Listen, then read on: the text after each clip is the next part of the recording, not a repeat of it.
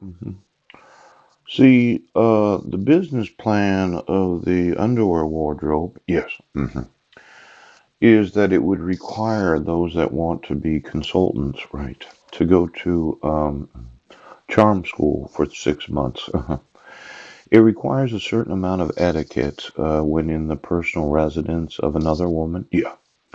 And I think you have to be charming. Now, the name of the charm school was Powers. Yes.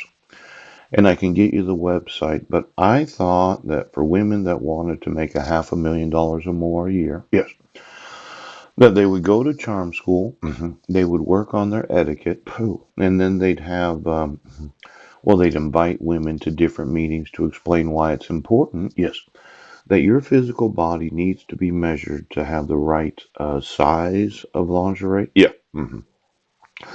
so that it fits you as a woman. Pooh.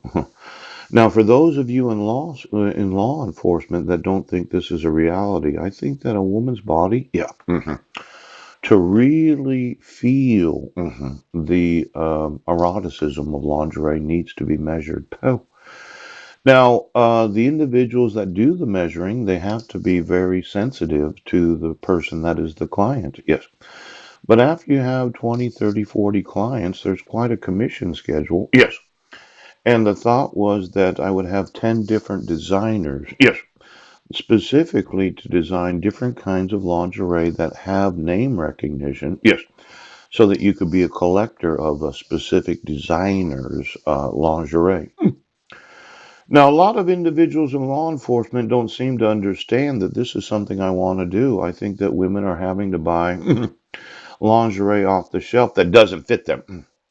Well, let's say you had $10,000 a year of income, yes, times 200 clients, yeah, that would be 0.022 million dollars. Oh, now, 50% of the actual retail price goes to me and some of the manufacturers. Yes. The other 50% is usually used for commissions. Yeah. And the jewelry consultant, yes, that consults with the client after they purchase the lingerie. Oh, oh. They're there to design the jewelry to fit the actual woman because of her skin color. Yes. Her body type. What looks good to the individual woman. Now, it only takes 200 clients at $10,000 a year because these pieces of lingerie are custom designed to your individual person. Now, a lot of women, they say, well, at 35% on just the commissions, yes. Oh, I did it wrong. Hang on, that's too much. Yep. Let's see here. 2 million. Well, let's do it again. Oh, $10,000 a year average income for $150,000 a year household. A lot of men, when they find out their wives want lingerie, this is very comfortable lingerie. That's it's designed to be worn after you get home from work. Yes, 3, 6, yeah. So that you just take off your corporate suit, yes, or dress. Pooh.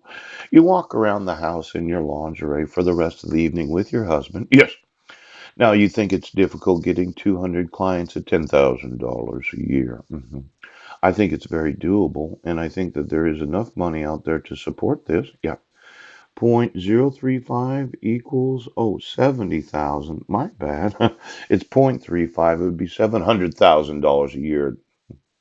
See, you have to be charming. You have to have etiquette, coach.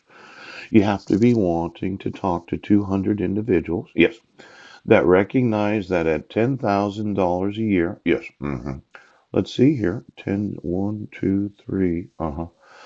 Divided by 12 equals well, $833 a month just in. Oh, look at all those threes. Ow!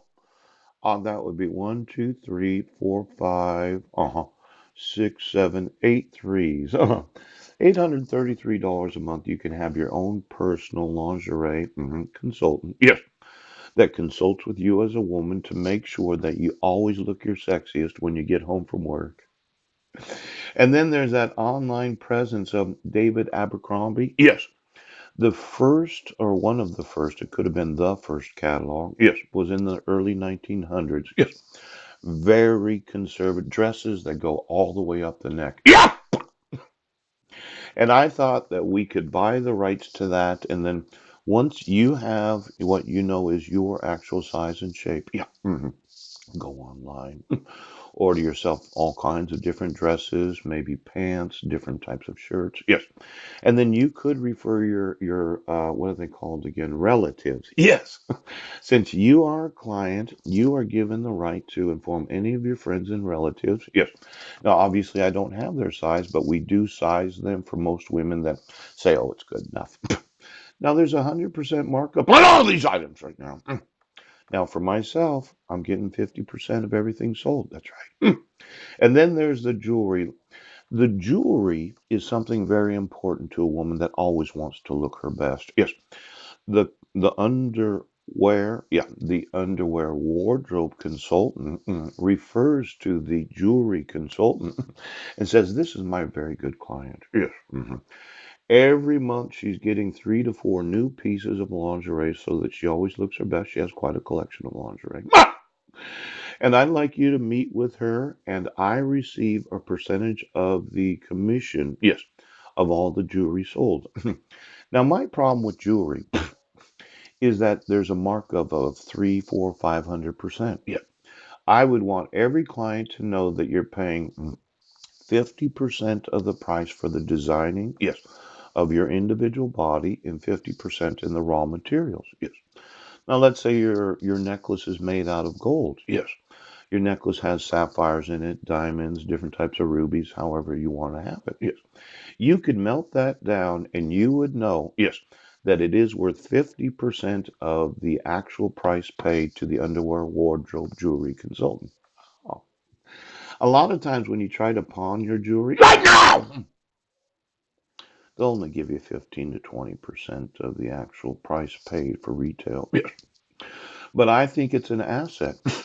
See, if you spent $1 million a year in jewelry, yes, because you always want to look your best, it's comforting to know that I can melt that down, yes, and all the actual raw materials of the jewelry would equal 50% of the price paid.